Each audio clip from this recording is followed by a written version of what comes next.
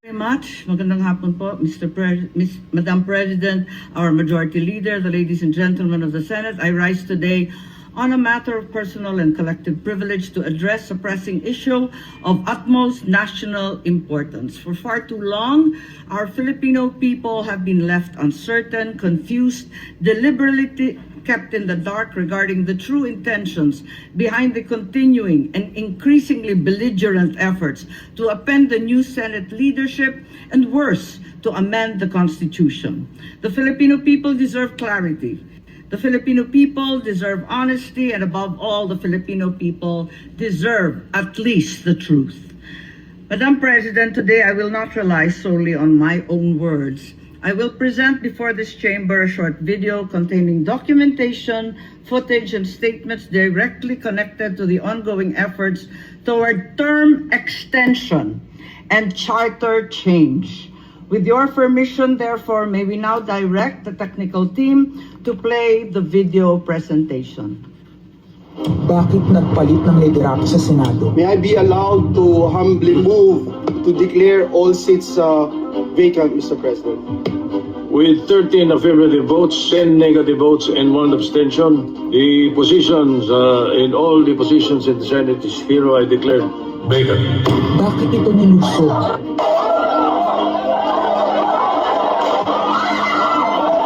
Bakit patuloy ang pananakot? Talagang garamalan, obvious na obvious, hindi isa-isa ang majority. Bakit may panggigipit? Pinakakasuhan ng Ombudsman si Senator Rodante Marcoleta ng plunder at indirect bribery. Bakit may pambabaluktot ng kwento? Nililito nila ang publiko. Ang kainan ay naganap alas 4 ng hapon. Ang barilan, alas 7. Nagmamalaking lang may nangamusta. Si Camille Villar ang unang nag-update sa sila nagsireplay. Last convo, 4 p.m. Next chat, 10 p.m. Bakit may demolition job? Bakit may pait? Bakit hindi matanggap? Napakaraming bakit. At narito ang mga sagot. Pero bago ang katotohanan, wasakin muna natin ang kasinungalingan. I, Alan Peter Shram Cayetano, having been elected to the position of Senate President, Hindi nagpalit ng liderato para sa impeachment. Hindi totoong pinapakalat ng mga nabulaga. Ito this time, medyo nagkabulagan. Ang impeachment ay labanan ng numero. Hindi ang mga Duterte aligned ang dapat mangamba, kundi ang mga sa umpisa pa lang ay may hatol na. Ang sinasabi sir ng ibang mga kritiko, itong Senate leadership shake-up ay tungkol lang daw sa impeachment. Lahat na i-connect. As I told you, may 12 kami. Si Bato is 13. So kahit nawala naman siya, ang pinag-uusapan dito is whether or not you will be able to get 16 votes. Hindi siya pagmumulan ng 16 votes. Wala siya doon eh. 12 kami. Bakit kami magkuku? May 12 na kami kung ang pinag-uusapan lang natin eh, impeachment. Actually, 9 lang ang kailangan para ma-dismiss. Yes, 12 kami. So it's more than the required votes. But that's not the point. Ang ano kasi pinipilit nilang i-connect doon. Kaya ako natatawa. What is the connection there? Gusto pang ipa-inhibit ang mga tinatawag nilang Duterte-aligned senators. Nananawagan pa ng partial kuno at pagiging patas. Pero sa publiko, may mga pahayag na hindi makakatakas. While VP Sara is in power, the threat of a full-blown Duterte comeback is still a very real and present danger. Bakit ganito ang desperasyon? Bakit hindi maikubli ang gigil? No. Bakit natataranta ang lahat? Mr. Speaker, I move to endorse to the Senate the resolution setting forth the articles of impeachment. Darito ang pagsisiwala. Noong April 22 sa Soler, nagkita si Tito Soto at House Speaker D para pag-usapan kung ano ang papakialaman sa 1987 Constitution habang nakaupo si Bongbong Marcos. Kasama ni House Speaker D ay si South Cotabato Congressman Ferdinand Hernandez. Kasama ni Soto ay ang dating Senate Secretary na si Mark Mendoza. Konas ang gusto nilang mode ng charter change. Muling sinusulong sa Kamara ang charter change o pag-amyenda sa konstitusyon sa pamamagitan ng Constitutional Convention. Is something big brewing inside the government? The claims of a possible no election senaryo. Ang pag-aamyenda ng konstitusyon sa pamamagitan ng Constituent Assembly. At para makakuha ng suporta sa Senado at sa Kongreso, ito dapat ang mga nilalaman. Dapat ma-extend ang termino ng mga senador at congressmen na mawawala na sa pwesto by 2028. Ang eleksyon sa bawat senador ay magiging by region. Nagdiskusyon sila kung 2 o 3 senador per region. Kinumpute nila kung mayroong 18 regions, nasa 36 o 54 ang magiging senador. Lumutang din ang usapang para hindi makaporma si Inday Sara sa 2028, gawing 50 years old ang edad ng pwedeng tumakbo. Pero nagpanukala rin si Soto na pwedeng gawing 35 years old para kay Vico Soto. Dahil ipagmamayabang niyang kayang talunin ito si Inday Sara. Meron ako inadagdag maganda, Vicky. Ibaba natin ang edad ng presidente to 35. Ay, galing ng bata na yun eh. Magagaling eh. Ibigay na natin sa mga kabataan ng pagpatakbo nitong bansa. Baka puro matino pa ilagay natin. Baka sabihin nila, Senator Soto, this is to siguro allow your nephew ba, si Vico, na tumakbo. Sabi ko lang, Mag-qualify.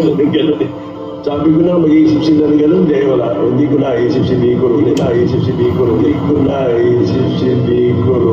Ang impormasyong ito ay mula mismo sa kasama sa meeting. Kasama din nila ay isang congressman, isang gobernador, isang retired military officer, isang dating may mataas na katungkulan, at 5 mula sa private at business sector.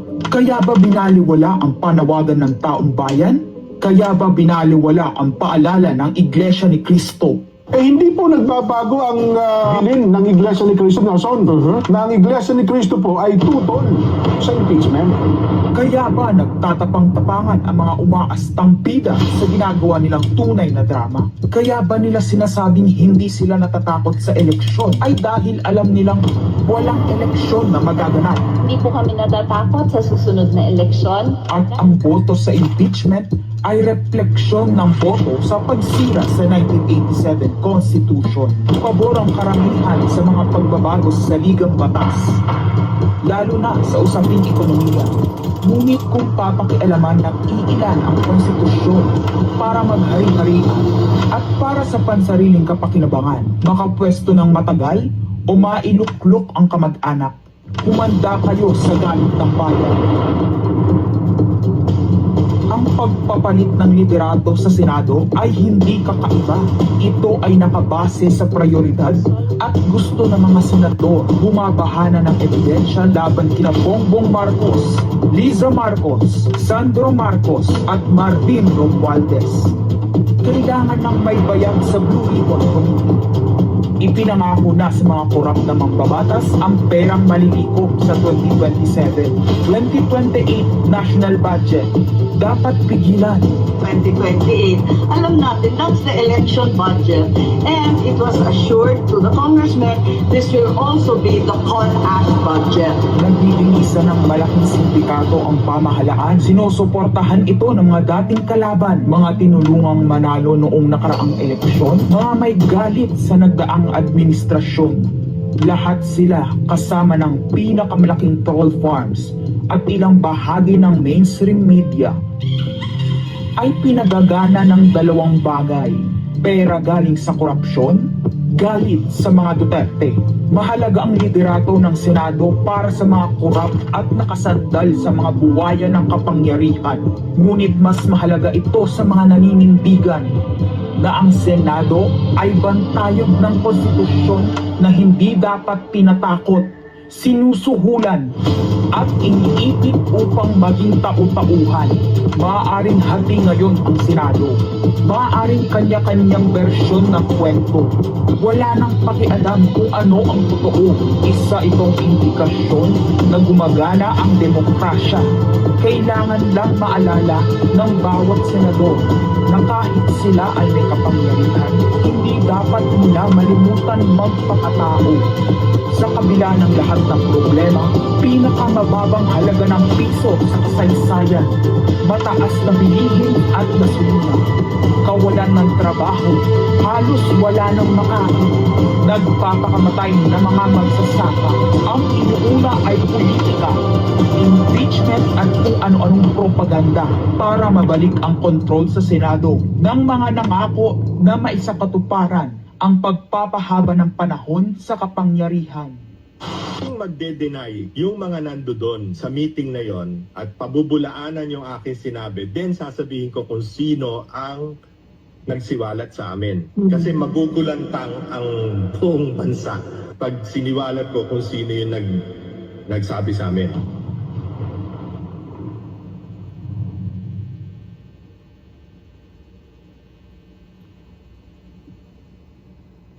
Impeachment, no elections, term extension.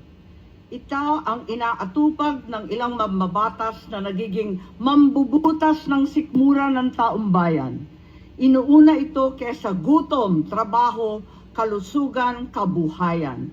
Gusto nilang pahabain ang paghihirap ng Pilipino, gusto ata nilang gumapang ang bayan sa dusa, gaya ng paggapang ng mga buhaya sa kaban ng bayan at konstitusyon.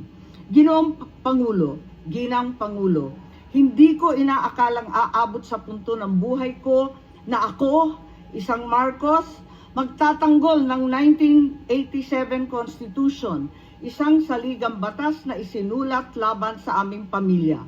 Pero sa huling pagbisita ko sa libingan ng mga bayani sa puntod ng aking ama, pinaalala ako ng mga katagang nakasulat sa kanyang himlayan, Pilipino. At bilang Pilipino, bilang isang lingkod bayan, bilang isang kaisa-isang anak ni Ferdinand Marcos na may lakas ng loob na tumindig para sa ating bansa, dapat protektahan natin ang saligang batas ng Pilipinas. Nitong mga nakaraang linggo, hindi lang ako basta Pilipino, hindi lang ako basta senador, naging reporter pa at vlogger dahil walang mag-cover sa totoong nangyayari. Pero napakaraming nagko-cover up sa mga corrupt na politiko. Kung meron nakakaalam sa galit ng bayan pagdating sa pagpapahaba ng poder sa kapangyarihan, nasa unahan na ako ng listahan. Hindi ako makakapayag na walang maisabuhay sa mga aral ng kasaysayan. Noong naharang natin ang PI na yan, People's Initiative, noong Enero 2024, hindi naman sila tumigil. Noong 12 ng Agosto 2025, unang inihayag ni Bongbong Marcos, ng ating Pangulo, na hindi niya tututulan ang isang Constitutional Convention o CONCON upang ayusin umano ang mga butas sa saligang batas, kasunod ng pahiwatig ng Kongreso na sumusuporta nito. Pagsapit ng Nobyembre, nung nakaraang taon din, naghain na si Congressman Ronaldo Puno at mga miyembro ng NUP, National Unity Party, ng House Bill 5870, naglalayong magpatawag ng Constitutional Convention upang magmungkahi ng mga amyenda sa konstitusyon. Noong 30 ng Enero 2026, nagpahayag naman si dating Senate President Soto ng suporta sa pagtalakay ng mga amyenda sa konstitusyon matapos ang desisyon ng Korte Suprema kaugnay ng impeachment laban kay VP Sara Duterte. Agad itong ikinatuwa ng tropang NUP na nagsabing mahalaga ang kooperasyon ng Senado upang maisulong ang mga reforma sa saligang batas. Gayunpaman, noong ika-31 ng Enero 2026, sumagot ang Malacanang, hindi raw prioridad ang charter change o CHA-CHA dahil nakatutok umano ang Pangulo sa mga isyong pang-ekonomiya. Isang pahayag na inilabas matapos magpahayag ng suporta si SP Soto noon sa pag-amyenda ng konstitusyon.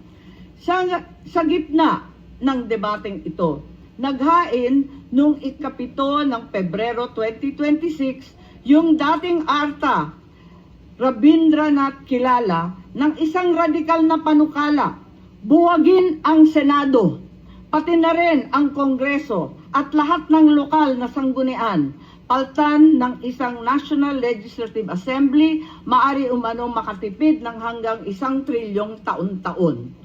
Nung nakaraang buwan, formal din hinikayat ni Congressman Puno at ng NUP ang liderato ng Kamara na simulan ng pakikipag-usap sa Senado hinggil sa charter change sa pamamagitan ng Constitutional Convention. Ginamit pa nila ang pagiging bukas ni SP Soto sa constitutional amendments bilang oportunidad para sa koordinasyon ng dalawang kapulungan. Sa huli, noong 14 ng Mayo 2026, mariing itinanggi ng Malacanang ang akusasyon ni Senate President Alan Peter Cayetano na sinusubukan ng palasyo pahinain ang Senado.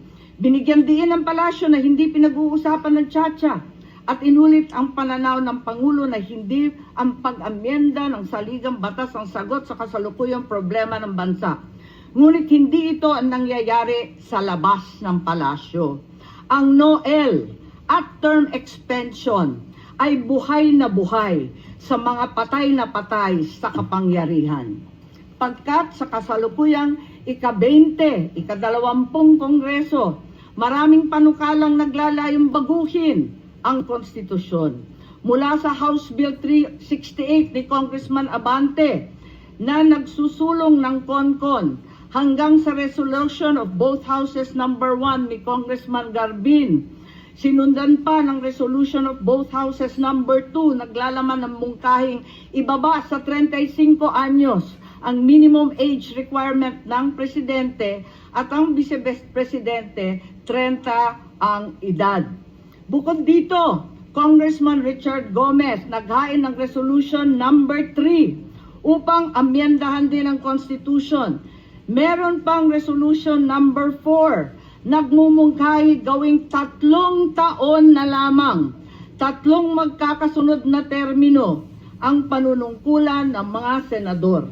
Nariyan ang House Resolution 460 ni na Congressman Oreta, Congressman Remulla, Congressman Daza at iba pa na bibigyan linaw daw ang kahulugan ng forthwith sa impeachment. At mula noong Abril, habang hinihikayat ng mga congressman na bumoto sa impeachment, malakas ang ugong ng NOEL sa 2028. Lumutang na rin ang mga detalye. Magte-term extension ang mga congressman at madadagdagan ng 3 taon na mananatiling nakaupo sa pwesto hanggang 2031. Ganon din, 2028. Ganon din ang mga senador, pati ang Pangulo, hanggang 2031 na raw. Kung may election man sa 2028, sa lokal na lang. Kaya, Visayas o Mindanao ka man, suportado ng iglesia o hindi, walang problema dahil walang eleksyon. Kaya ang tanong ngayon, ayaw ba talaga ng palasyo sa Chacha o kunwari lang? O talaga bang wala ng respeto sa Pangulo? Bukod kay Lito Banayo, napakarami kong sources patungkol sa mga meeting na naganap para sa isinusulong na Constituent Assembly o CONAS. Mga kalipunan ng mga politikong hindi nananalo sa mga matataas na posisyon, inaambisyon nila. Kung hindi kayang manalo sa boto, baguhin na lang ang konstitusyon. Noon pa man, hindi ako naging hadlang sa pagbabago. Kumpara lamang sa ekonomiya at ikagiginhawa ng buhay ng Pilipino. Pero magagaling ang mga buwaya. Tahimik na gumagapang upang malamon pati ang konstitusyon. Kung nagsisinungaling ang mga nagsumbong sa akin, kung sasabihin kasinungalingan ang sinabi ko ngayon at ang pinalabas, hinihikayat ko ang mga senador ngayon sa ating bulwagan. Ipangako natin sa taong bayan na may eleksyon sa 2028 mula sa presidential hanggang sa lokal.